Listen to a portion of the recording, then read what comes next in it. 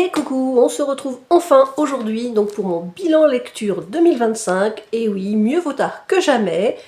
Donc comme je vous l'avais dit, si vous avez vu ma vidéo sur le bullet journal, donc à la fin, j'avais noté tous les livres que j'ai lus donc en 2025. Et puis nous allons voir effectivement ceux qui me sont restés en mémoire, donc les coups de cœur, et puis ceux que finalement j'ai un peu oubliés, ou peut-être ceux que je n'avais pas spécialement aimés, mais qui finalement, avec le recul, restent toujours gravés dans ma mémoire, et peut-être bien que ça me donnerait des idées de futures lectures.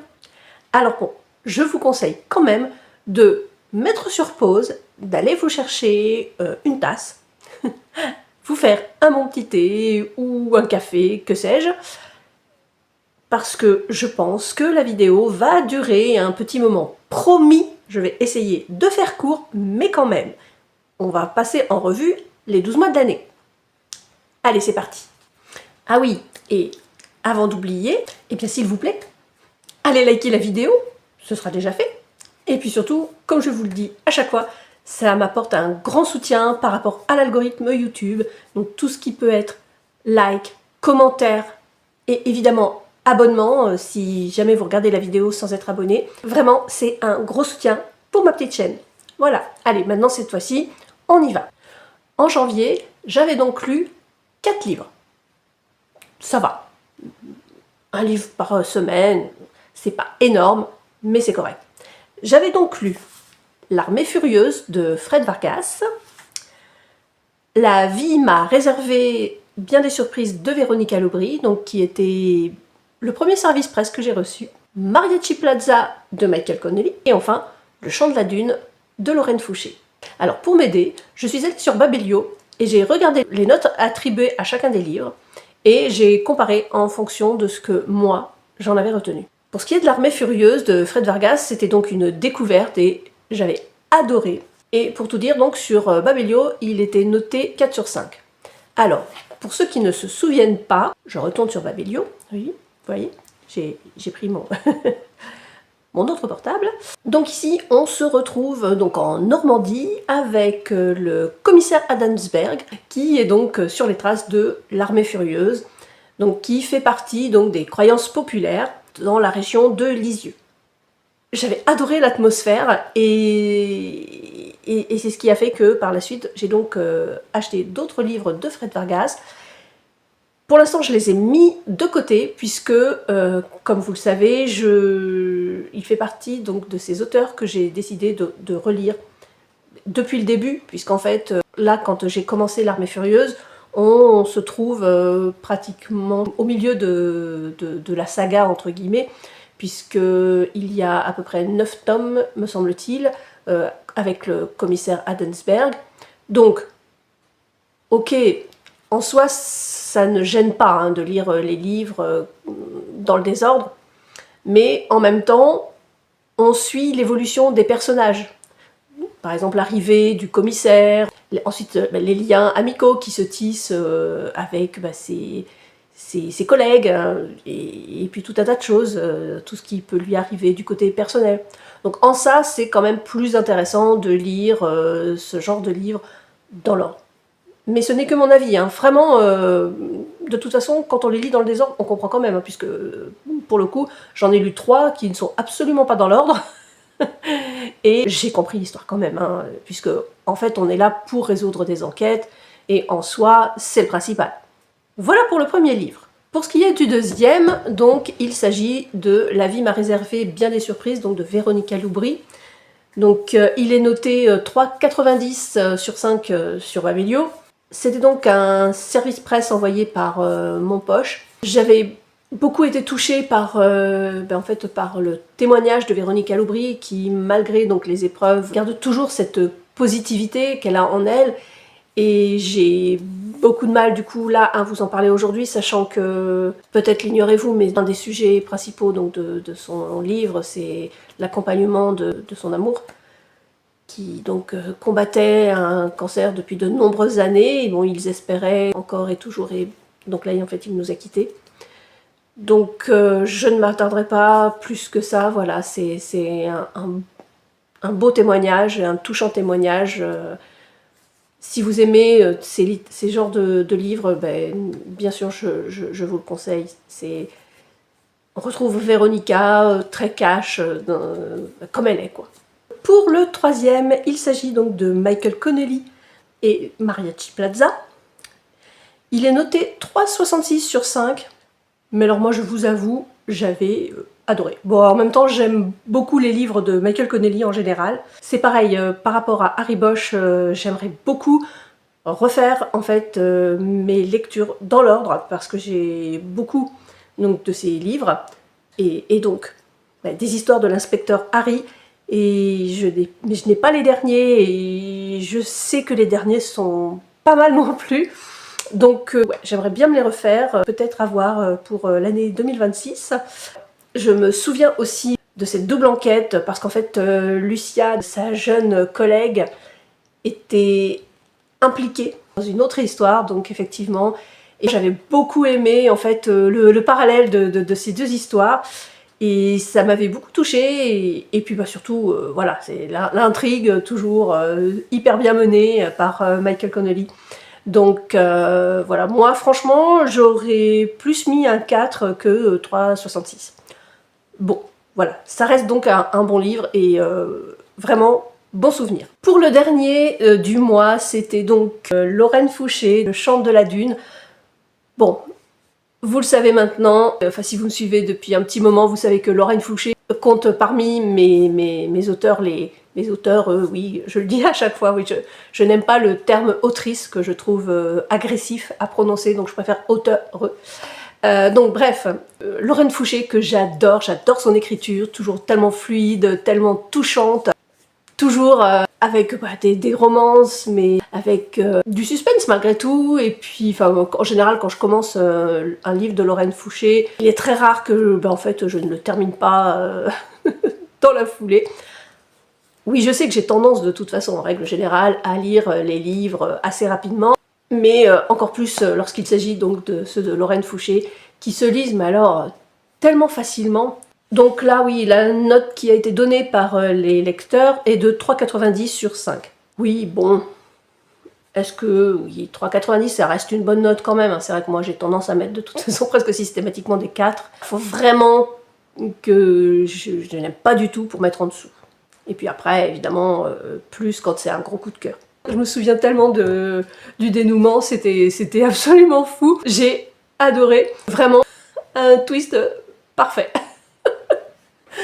Donc, si vous aimez vraiment les lectures légères, oui alors légères, je me comprends, c'est-à-dire une romance comme on les aime, quoi, hyper touchante, et avec des héros auxquels on s'attache, hein, évidemment.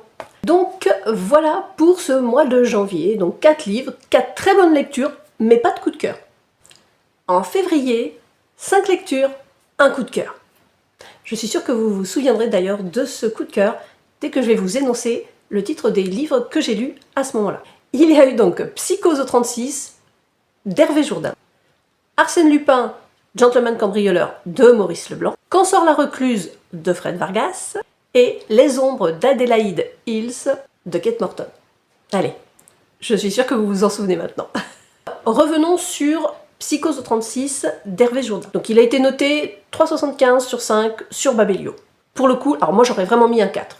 Et je m'étais dit d'ailleurs que j'achèterais d'autres livres d'Hervé Jourdain en relation justement avec ces héros, puisque là on retrouve également donc une brigade et donc des inspecteurs que l'on suit, et a priori il y en a plusieurs. Alors là c'était pareil, quoi, c'était une sorte de course contre la montre, et j'ai adoré. Là franchement, quand je vous disais tout à l'heure que non, pas de coup de cœur en ce qui concerne tout ce qui peut être polar et autres, mais franchement, parfois, on n'en est pas loin, hein, quand même, parce que vraiment, ce livre, je l'ai gardé en mémoire, et parfois je me dis que je le relirai bien. En général, quand j'ai envie de relire un livre, il y a des chances pour que, au final, ce soit un coup de cœur. Mais bon, là, j'ai surtout envie de lire en fait, les autres de la série pour retrouver ces inspecteurs. Pour ce qui est d'Arsène Lupin, Gentleman cambrioleur de Maurice Leblanc, donc la note est de 3,82 sur 5 sur Babelio. Pour ma part, j'aurais mis un petit peu moins pour le coup. Ok, bah, on retrouve le célèbre Gentleman cambrioleur, et puis surtout, dans ce livre, donc ce sont comme des petites nouvelles en fait. Ce n'est pas juste une histoire que l'on suit de A à Z sur toute la lecture. Non, c'est vraiment presque en fait à chaque chapitre une nouvelle aventure. Et puis surtout, parmi elles, il y a celle où on découvre comment et pourquoi Arsène est devenu Lupin. Et en ça, c'est très intéressant.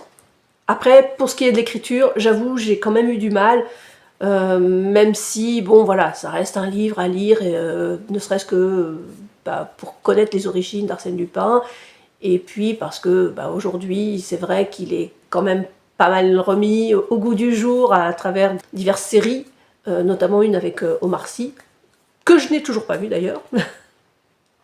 Mais bon, voilà. Ensuite donc, Quand sort la recluse de Fred Vargas, noté 4,04 sur 5. Entièrement d'accord. Vraiment, ça reste un livre qui m'a marqué aussi, puisque vraiment jusqu'à la fin, même si on se doute de qui est donc le coupable, hein, mais comme le commissaire, hein, évidemment. Le truc, c'est que, bah oui, on ne sait pas trop comment, en fait, la coupable s'y est pris. Oups! Spoiler alert, j'ai dit elle. Bon. Chut. Mais vraiment, c'était un super livre. Je ne saurais dire si j'ai aimé davantage que L'Armée Furieuse. Vraiment, de toute façon, j'en ai lu 3. Hein, et vraiment, j'ai hâte d'y revenir. Et comme je vous le disais, donc de les lire dans l'ordre. J'ai acheté les 2 premiers d'ailleurs de la série. Ça va être une des missions de l'année 2026 également. J'ai beaucoup de choses en prévision au niveau lecture d'ailleurs, mais nous y reviendrons plus tard. Et bien sûr, Les Ombres d'Adelaide Hills de Kate Morton, le coup de cœur absolu de 2025. Étrangement, il est noté 3,88 sur 5. Bon, c'est quand même une bonne note, mais... ah non, mais franchement, mais alors, moi, c'était presque un 5, quoi. J'aurais pu mettre un 5. Vraiment, j'ai adoré. Alors après, je comprends le pourquoi certaines personnes n'ont mis que 4 ou 3,5. C'est parce qu'en fait, il y a beaucoup de répétitions, parce qu'en fait, on revoit le même événement, mais vu par plusieurs des protagonistes. Et à chaque fois, on a un indice qui pourrait nous faire comprendre certaines choses. Alors pour vous resituer, en fait, le livre commence avec, suppose-t-on, un meurtre. Donc une famille entière est retrouvée morte lors d'un pique-nique. Donc, à part un bébé, le bébé de la famille, qui, lui, a disparu. Et donc, ce livre se passe en 2 temporalités. Donc, il y a on se retrouve donc à l'époque des faits, et puis de nos jours, où c'est la petite fille d'une des protagonistes qui donc mène l'enquête d'une certaine manière. Et vraiment, ouais, j'ai adoré. Et je sais que je vais le relire, hein, ça c'est sûr.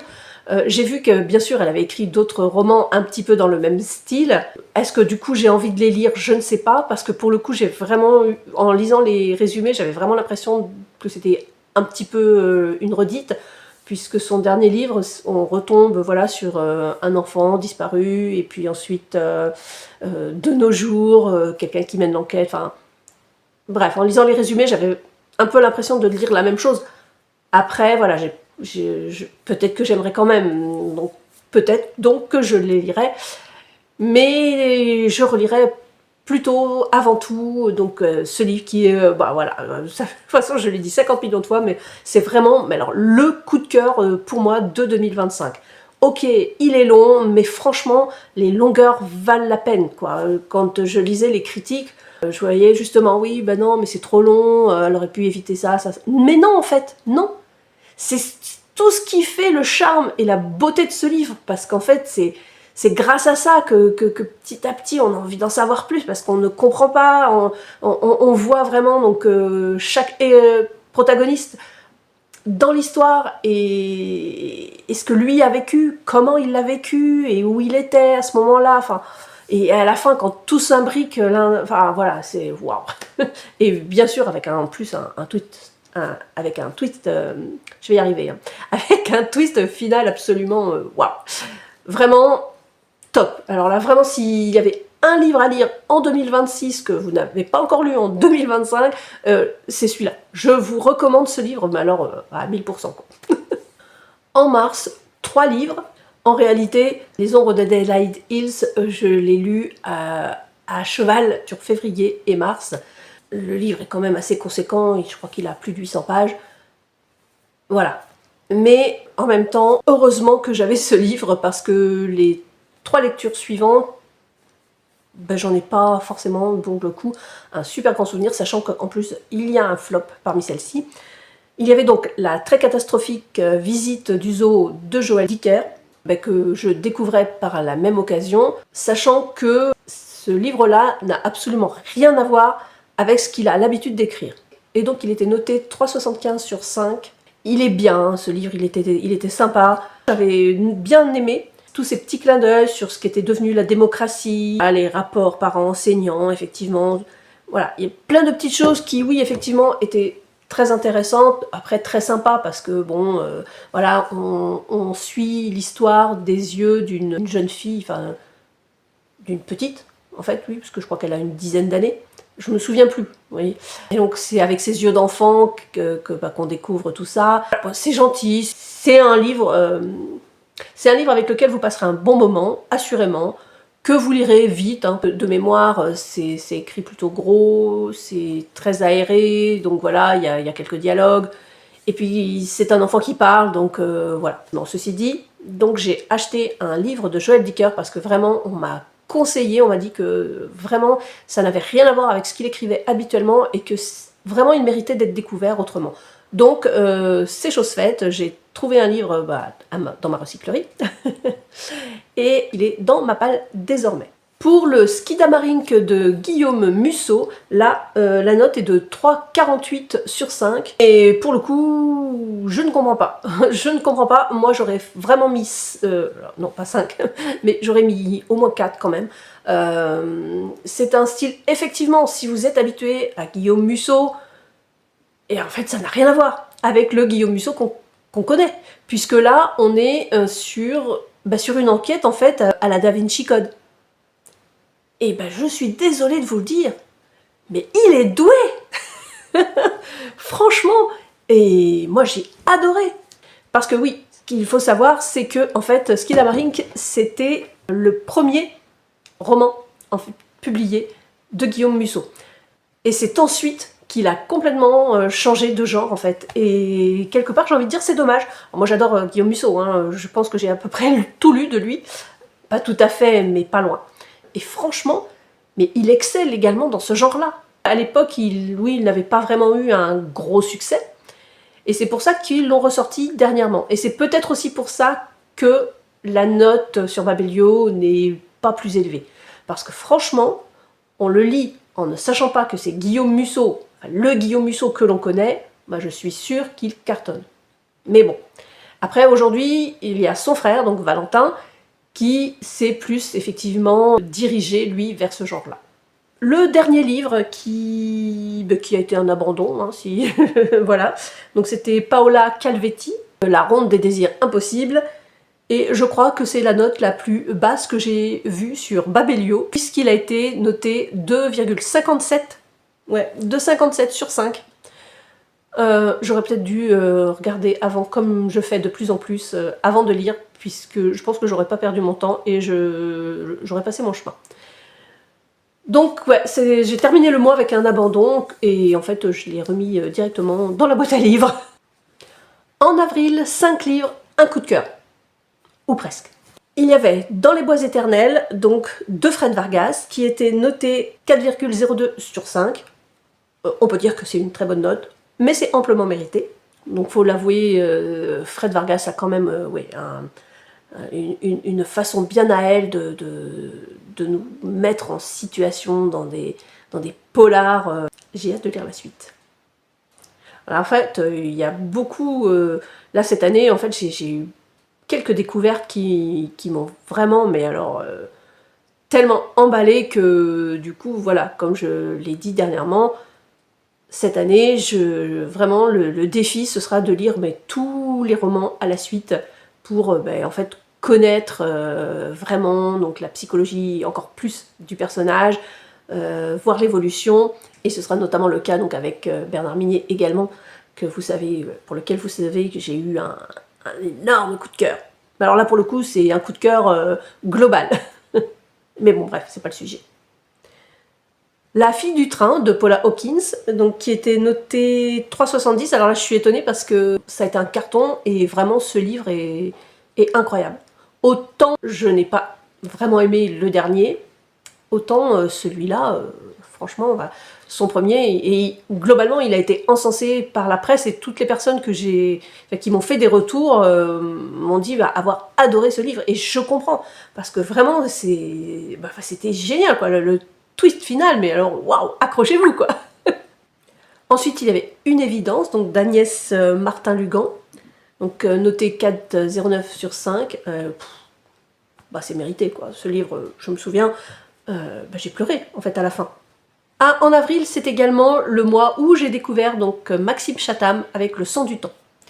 Et alors là, il est noté 3,65 sur 5, donc autant dire une note moyenne, mais plutôt bonne quand même. Et en lisant tous les avis, je comprends, puisque en fait, je rejoins à peu près l'avis général, à savoir que j'ai beaucoup aimé le livre, mais pas la fin. En fait, c'est pour ça que sur le moment, je disais que j'avais pas super aimé et tout. Mais voyez, avec le temps, pour le coup, l'histoire en elle-même, je l'ai retenue et j'aimais bien en fait. Parce que j'avais l'impression d'être un petit peu dans un monde proche de Stephen King. On est sur 2 temporalités, donc vous savez que j'adore ça. On se trouve au Mont-Saint-Michel. Vous savez que j'adore le Mont-Saint-Michel, j'y suis allée plusieurs fois et c'est un lieu, voilà, que j'adore. Mais la fin, non mais c'est pas possible, quoi. Alors après, aujourd'hui, j'y pense encore. Donc malgré tout, ça doit quand même être un bon livre. Donc après la lecture, je me suis complètement fermée par rapport à Maxime Chatham. Je me suis dit non, mais du coup, j'ai encore un livre de lui. Est-ce que je vais le lire? Non, je sais pas. Et en fait, je pense que si. Je pense que je vais le lire parce que je n'aime pas rester comme ça sur un avis mitigé, alors que malgré tout, Maxime Chatham reste une référence. On en entend beaucoup parler. Et toujours de très bonnes critiques, donc voilà, il va falloir que je m'y remette. Il n'y a pas de raison. Ensuite, donc, L'écriture est une île de Lorraine Fouché, donc noté 3,94 sur 5. Bon, allez, soyons un peu généreux. Moi, personnellement, j'aurais mis un petit peu plus, mais je ne suis pas objective. Donc, c'était vraiment un livre où chacun, en fait, est en introspection. Et bon, voilà, il y a des rebondissements. Les personnages sont attachants. Évidemment, il y a une surprise de taille à la fin. J'avoue, elle est douée quand même aussi, hein, Lorraine Fouché.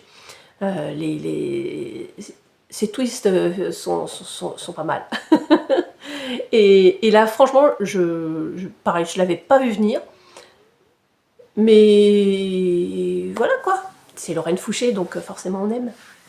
En mai, 6 lectures et 2 coups de cœur. Là, j'avoue, c'était un super bon mois. Ce mois-ci, j'ai découvert Bernard Minet avec Glacé, donc, qui est noté donc 4,07 sur 5. Autant dire que là, je suis absolument d'accord et c'est hyper mérité. Gros coup de cœur pour Bernard Minet. Donc, dans la foulée, j'ai acheté plusieurs romans à la suite pour continuer l'histoire et découvrir l'histoire personnelle du commandant Servaz, parce qu'évidemment, donc il y a à chaque livre, il y a des enquêtes, mais également donc Servaz, hein, toujours présent. Et moi, c'est ce que j'adore, parce qu'en fait, à chaque fois, ce sont des pavés. Hein. Là, on parle de, je sais plus si c'est 6 ou 800 pages. Hein. C'est toujours des bons pavés. Mais voilà, quoi, on est pris par les personnages. Ouais, gros coup de cœur, enfin... Et alors, autant vous dire que là, c'était le cas donc, pour Glacé, puisque c'est le premier. Hein, donc, si vous devez commencer, vous aussi, à lire Bernard Minier, et en tout cas la série avec les Servaz, je vous recommande de commencer par Glacé. C'est pas plus mal. Oh là là. Qu'est-ce que c'est bien Bernard Minier. Vraiment, là, c'est clair. On suit le commandant, mais en fait, il y a plusieurs personnages évidemment, on suit en fait en parallèle plusieurs protagonistes, et c'est prenant, il y a une atmosphère, on se sent comme Psychose, ça me fait penser à Psychose, vous voyez là, on est pris là vraiment, et on se retient en fait, on attend de savoir ce qui va se passer, on se dit mais mon Dieu, qu'est-ce qui nous attend, et bam quoi. On se fait cueillir quoi. Et ouais, donc très très bonne lecture, très bon souvenir. C'est pour ça que c'était un coup de cœur, et voilà. Ensuite, j'ai lu La Psy de Freda McFadden, donc l'incontournable Freda McFadden, et la fameuse série de la femme de ménage, qui est d'ailleurs au cinéma actuellement, mais que je n'ai pas vu ni lu d'ailleurs. Par contre, j'avais reçu donc La Psy en service presse. Il est noté donc 4,10 sur 5. Je me souviens que j'avais aimé, mais que bon, j'avais pas trouvé forcément justifié tout l'engouement qu'il y a autour d'elle. Et puis malgré tout, il fait partie des livres qui me restent en tête. Donc au final, je peux dire que si, c'est vraiment un bon livre, puisque je me souviens effectivement de l'histoire, je me souviens d'avoir souri, parce que c'est compliqué, parce que je peux pas trop vous en parler, parce que si vous ne l'avez pas lu, la moindre chose pourrait spoiler, parce que tout est tellement imbriqué l'un dans l'autre, et puis alors le twist final, voilà. En fait, habituellement on attend un ou une coupable, mais là, je pense que vous aurez des surprises. Donc si vous avez envie de découvrir donc cet auteur, mais que vous n'avez pas envie de commencer par La femme de ménage et toute la série, eh bien je vous recommanderais de commencer par celui-là. Et je pense que ça pourrait être sympa. Ouais. Donc ensuite, j'avais lu Panorama de Lilia Essen, noté 3,74 sur 5 sur Babelio. Je trouve que c'est pas assez généreux quand même, hein. C'est un premier livre, il me semble. Elle en a écrit d'autres. Ensuite, elle en a écrit d'autres après, mais j'avais bien aimé l'univers, hein. Là, on se retrouve dans un futur proche et probable, qui pourrait voilà, être comme ça. Si justement je me souviens bien, sans regarder les notes Babelio, on se retrouve en fait dans une ville où, partant du principe qu'on n'a rien à cacher, on peut vivre donc dans des villes, dans des appartements, des maisons complètement en verre, et donc complètement transparentes, parce que voilà, à part le lit qui lui évidemment est quand même le seul lieu où vraiment on peut se cacher. Donc dans ce futur qui paraît idyllique, eh bien justement une famille disparaît. Et là du coup commence à s'en suivre plein d'interrogations, puisque il faut mener l'enquête. Or il n'y avait plus besoin d'avoir de policiers, donc on fait revenir une personne dont c'était le métier auparavant, et pour essayer de découvrir ce qui s'est passé et savoir si les personnes sont mortes ou simplement effectivement disparues, mais pourquoi. Et puis évidemment, donc c'est une critique du monde moderne, et c'est très intéressant. En fait c'est un thriller, mais qui interroge aussi sur ce qu'est devenu la vie aujourd'hui, sur les problématiques d'aujourd'hui. Et j'aime bien aussi de temps en temps les livres comme ça qui nous interrogent, ils nous interpellent quoi, sur ce qu'est la vie aujourd'hui, sur comment on gère, notamment les réseaux sociaux, enfin plein de choses. Ouais, c'est vraiment, ouais, j'avais bien aimé. Pas un coup de cœur, mais j'avais bien aimé. Ensuite, Ils étaient 7 de C.A. Larmer. je ne sais pas ce que cachent les initiales C et A. Donc là, noté 3,76 sur 5.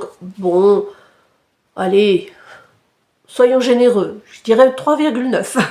Là, j'avais bien aimé et justement, c'est pareil, je pense que je vais acheter les autres tomes de la série. Alors peut-être pas tous dans l'immédiat, mais en tout cas les 2 suivants, puisque là, c'était le premier. Donc en fait, on se retrouve dans une ambiance à la Agatha Christie, puisque c'est une personne enfin 2 sœurs qui vont créer un book club en hommage à Agatha Christie, et donc pour tous les amateurs de policiers. Et bien évidemment, donc lorsque tous les protagonistes sont réunis, donc ils étaient 7, et voilà, un meurtre se produit, et du moins d'abord, dans un premier temps, il y a une disparition, et ensuite un meurtre. Bien évidemment, les membres de ce club de lecture vont mener l'enquête. Il y a de l'humour, c'est sympa, j'avais bien aimé, ouais, c'est hyper plaisant. Si vraiment vous avez envie de ce genre de lecture, si vous aimez les enquêtes, mais sans prise de tête à la Agatha Christie, évidemment un petit peu moins poussé, hein. De toute façon, Agatha Christie, ça reste Agatha Christie. Mais ouais, j'avais trouvé ça sympa, donc ouais, je pense que j'en relirai aussi. Alors peut-être pas tout de suite, mais déjà, j'ai toujours pas acheté les autres tomes, donc voilà. Mais ouais, j'avais bien aimé, je vous recommande aussi, ouais. Ensuite, j'avais lu 2 livres, donc... ah oui, oui, en fait, je vous ai dit 6, mais c'est 7 livres que j'ai lus. Puisqu'en fait, j'ai lu The Rain, donc le tome 1 et le tome 2. Donc c'est une dystopie de Virginia Birkin. La note globale est de 3,70. Alors, le premier, moi, je mettrais ouais, 3,90. Et pour le coup, 3,5 pour le deuxième. Là, on est à nouveau, on est dans une dystopie, comme pour celui de Lila Hussein et Panorama. Là, on est dans une dystopie, donc un jour, on se retrouve avec des adolescents qui fêtent un anniversaire, et puis une pluie se met à tomber, mais c'est une pluie qui tue.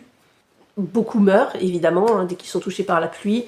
Et donc on suit la jeune fille, enfin une des jeunes filles qui perd donc son père, son beau-père, sa mère et puis son jeune frère, et qui donc va essayer de partir à la recherche de son père. Et voilà, donc il lui arrive plein de choses, plein de péripéties, et on est dans le monde d'après, quoi, et avec tout ce que ça comporte, donc toutes les dérives, et on voit comment certaines choses se remettent en place, en fait, hein, et comment certains prennent le contrôle, parce que inexorablement, enfin inévitablement du moins, c'est toujours les mêmes schémas hein, qui se remettent en place.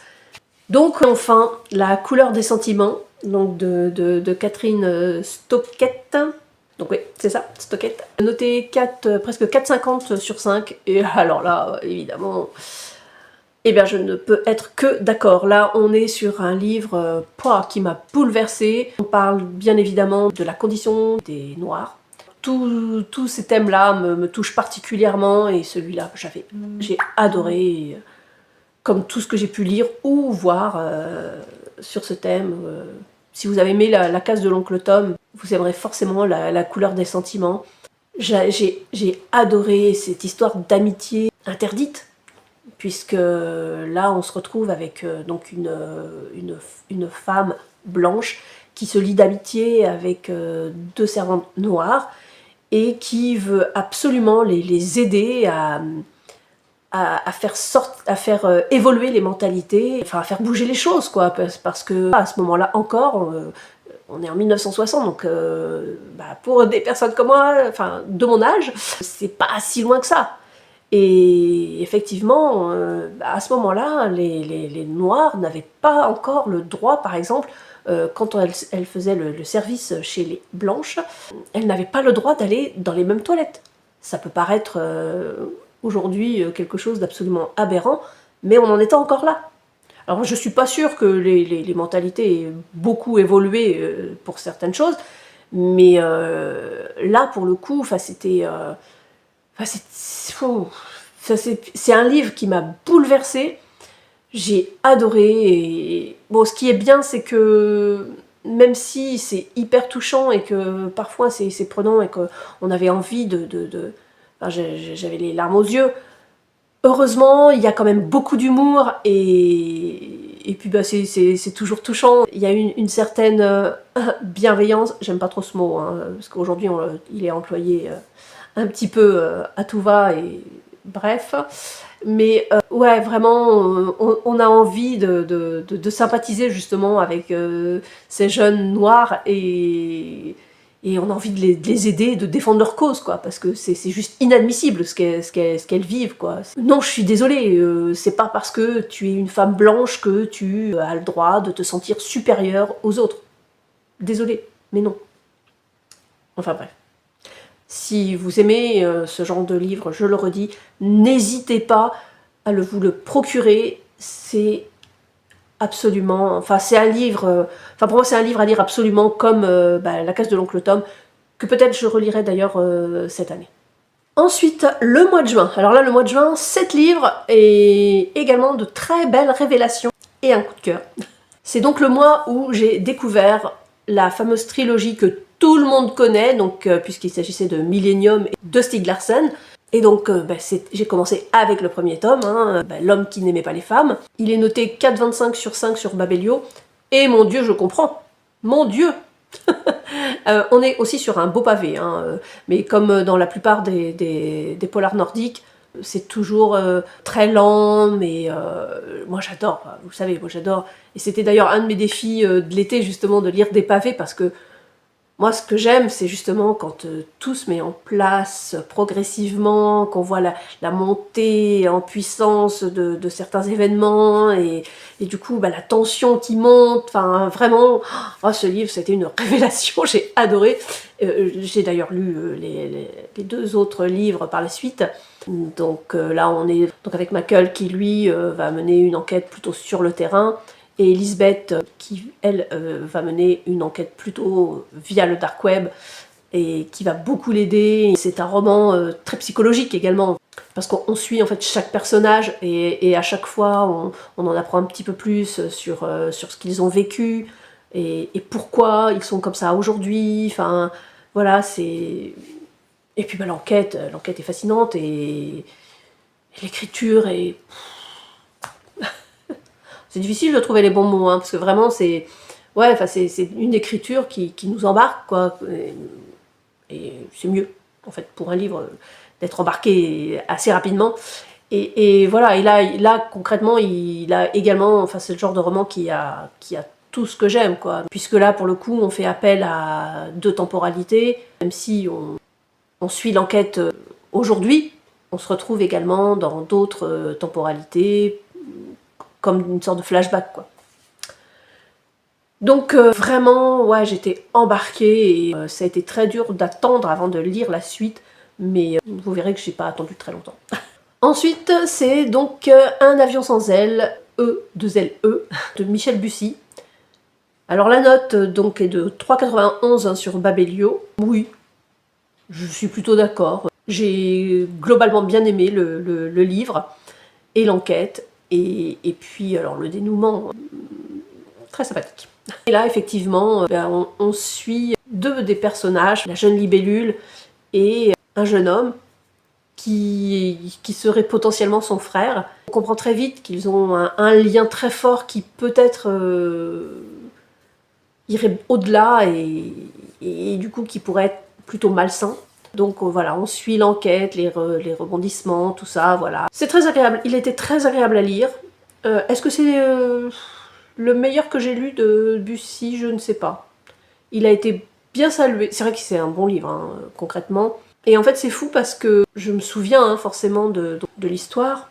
Pour le coup, je ne sais plus. Alors, j'ai lu plusieurs Michel Bussy. À chaque fois, j'aime.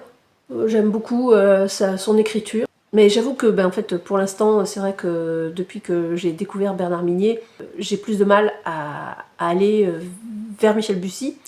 Me demandez pas pourquoi, je ne sais pas. Parce que l'écriture est plutôt fluide également. Il y a pas mal de suspense. Il nous embarque dans ses histoires assez facilement également. Il n'y a rien de spécial à dire, quoi. Ce sont de bons romans. Je vous avoue là que j'ai préparé ma palle hivernale, mais ce sera pour une autre vidéo. Et je l'ai déjà d'ailleurs bien entamée. mais je pense que j'y reviendrai plus tard. Pour l'instant, je vous avoue, je suis tellement dans les Bernard Minier que j'ai du mal en fait, à aller vers des auteurs similaires, mais voilà, j'y reviendrai, évidemment. Ensuite, Quand on a que l'amour et plus toute sa tête de Agnès Besnier, noté 3,95 sur 5. Bon, alors moi j'avais beaucoup aimé aussi, il y a beaucoup d'humour, une enquête sympathique, vue par également des yeux d'enfants. Les personnages sont hyper attachants, donc là on est sur une grand-mère qui fait un petit peu tourner son monde en bourrique parce que, a priori, elle perd la tête parfois et se prend pour Dalida, donc sa chanteuse favorite. Et puis on suit son petit-fils qui vient de changer d'école, qui subit du harcèlement. Donc déjà c'est un thème qui touche, puisque c'est quand même un thème d'actualité. Mais c'est bien écrit, et puis surtout c'est teinté d'humour, et ça fait du bien. Parce qu'en fait on suit cette histoire très plaisante et très agréable, et on ne s'ennuie jamais, et ça c'est très bien, on sourit beaucoup, mais mine de rien, il y a des messages qui passent, et ça c'est bien aussi. Je vous recommande vraiment, si vous aimez les enquêtes aussi, puisque le petit-fils va disparaître, du coup il va falloir mener l'enquête, on voit les parents du jeune homme, et puis surtout la mère, et puis ses agissements avec l'enquêteur, et puis le père qui lui-même se retrouve avec la mère de l'autre jeune fille qui a disparu aussi, et qui au final se retrouve en quelque attirance. Et j'ai beaucoup aimé, et vraiment c'est pareil, si vous aimez les lectures efficaces, qui se lisent bien, avec lesquelles vous allez passer un bon moment parce que il y a beaucoup d'humour, tout en menant l'enquête, si vous aimez les enquêtes, les romances, parce que il y a toujours un petit peu de romance. Vraiment, ouais, c'était un livre que j'ai bien aimé et qui du coup me reste en mémoire, et comme je le disais, en général c'est que c'est des bons livres, quoi. Ensuite c'était le mystère de la maison aux trois hommes de Valentin Musso, donc noté 3,71 sur 5 sur Babelio. On se retrouve dans un univers très proche d'Agatha Christie, avec un personnage qui est convié à assister à un repas avec d'autres protagonistes qu'il ne connaît pas nécessairement. Et en fait, suite à ce dîner, il y a un meurtre. Bah oui, sinon ce serait pas marrant. Et donc, il y a une enquête qui est menée. Et là, en fait, le problème que j'ai eu, et a priori je ne suis pas la seule puisque ça a été beaucoup notifié. Quand on arrive à la moitié, en fait, il y a un twist, déjà. Et donc on se dit, bon, ok. Sauf qu'en fait, après, on sait où on va. Et dans toute la deuxième partie, on sait qu'on retombe en fait sur la même chose. Et du coup, la surprise, elle est gâchée. Et c'est dommage, parce que on attend un super twist à la fin qui n'est pas là. Moi, j'attendais beaucoup, beaucoup de ce livre. Donc c'est dommage, oui, parce que en fait, c'était une découverte pour moi donc de l'écriture de Valentin Musso. Et je pense que j'en relirai de lui, parce que je reste persuadée que c'est un bon auteur, il n'y a pas de problème, c'est très bien écrit. Mais là, globalement, en plus, en lisant les avis des autres lecteurs, c'est pas son meilleur roman. Donc c'est toujours embêtant de découvrir un auteur parce qu'il n'est pas justement son meilleur livre. Donc j'y reviendrai sûrement, parce que là pour le coup, j'ai bien aimé, mais ça m'a pas passionné, quoi. Puisque j'en attendais autre chose. On attend vraiment d'être surpris quand on lit. Sinon, voilà, quoi, on reste sur notre faim, quoi. Et là, c'est un peu le cas. Ensuite, j'ai donc lu la deuxième trilogie de Nicolas Begley. Vous savez que j'adore cet auteur. Il y avait Le Dernier Message, Le Passager sans visage et L'Archipel des oubliés. Globalement, les trois livres sont notés 3,8 sur 5. Et je suis plutôt d'accord, pour le coup. Bon, même si j'aurais quand même mis un petit peu plus. Après, je manque d'objectivité. Peut-être. Alors, si vous vous souvenez, dans la première trilogie, on suivait Sarah Geringen. Et là, on se retrouve avec une autre enquêtrice. Comme vous le savez, Nicolas Begley s'appuie toujours sur des faits scientifiques réels. Et c'est ce qui fait que, à chaque fois, il y a quand même à l'aise, en fait, quand on lit ces livres, parce que on se dit, ouais, ça touche la réalité, donc il y a un côté angoissant, en fait, parce qu'on n'a pas envie de se dire que c'est vrai. Malgré tout, et en toute objectivité, avec le recul, je dirais que j'ai quand même un petit peu moins aimé cette trilogie que la première. C'est léger, ouais, un tout petit peu moins. Sur le dernier livre de cette deuxième trilogie, on retrouve Sarah Geringen, donc, puisque les deux enquêtrices s'unissent pour aller au bout de l'enquête justement. Et pour le coup, j'étais bien contente d'en savoir un petit peu plus sur ce qui est arrivé à Sarah. Si vous ne le connaissez pas encore, je vous conseille de lire dans un premier temps la première trilogie de Nicolas Beuglet, sachant que vous pouvez lire la deuxième aussi si vous n'avez pas envie de lire la première, mais dans la mesure où, à la fin donc, de la deuxième trilogie, on retrouve l'héroïne de la première trilogie, et que c'est une suite. Pour le coup, sur cette trilogie, l'héroïne est également très attachante, mais je pense que je m'étais probablement trop attachée à sa première enquêtrice, enfin, à Sarah. Du coup, voilà, j'étais peut-être un petit peu moins emportée avec cette deuxième trilogie. Mais bon, j'ai bien aimé quand même, sinon je ne serais pas allée jusqu'à la fin. Ça représente quand même 3 livres. Le dernier livre du mois, c'était donc le deuxième tome de Millennium. Donc, la fille qui rêvait d'un bidon d'essence et d'une allumette, super bien noté, puisque 4,25 sur 5 sur Babelio. Autant dire que, oui, là, on est vraiment sur de l'excellence, hein, et je suis pas étonnée, quoi. On retrouve Michael et Lisbeth Salander.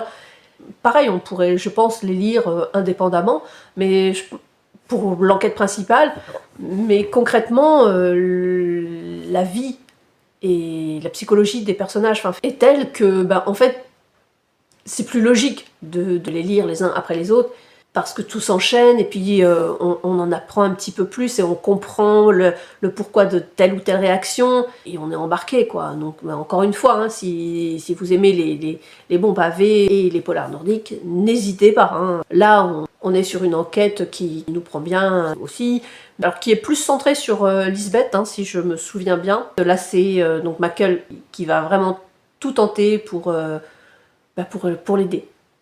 Je cherche mes mots pour ne pas utiliser des mots qui pourraient vous donner des indices quant à l'histoire. Bon, après, je pense que la plupart d'entre vous, vous l'avez lu, hein, vous les avez lus. Hein. Moi, je suis arrivée 15 000 ans après tout le monde. Mais bon. Voilà donc pour le mois de juin.